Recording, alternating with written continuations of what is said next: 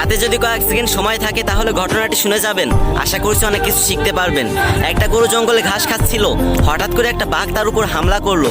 গরুটি নিজের প্রাণ বাঁচাতে অনেক জোরে দৌড়াতে লাগলো। অবশেষে গরুটি বাঁচার কোনো উপায় না পেয়ে একটা পুকুরে ঝাঁপ দিল। বাঘও সাথে সাথে পুকুরে ঝাঁপ দিল। কিন্তু সমস্যা হচ্ছে মাত্র শুকিয়ে যাওয়া পুকুরটিতে কাদা ছাড়ার কোনো কিছু ছিল না।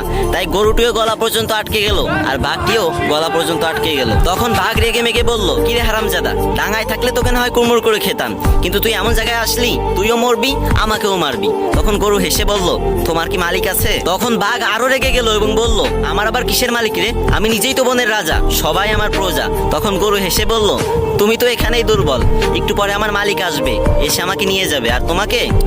তখন বাঘটি বড় বড় চোখ করে গরুর দিকে তাকিয়ে রইল। ঠিক সন্ধ্যার আগে গরুর মালিক আসলো এবং গরুটিকে তুলে নিয়ে গেল এবং বাঘটিকে মেরে ফেললো।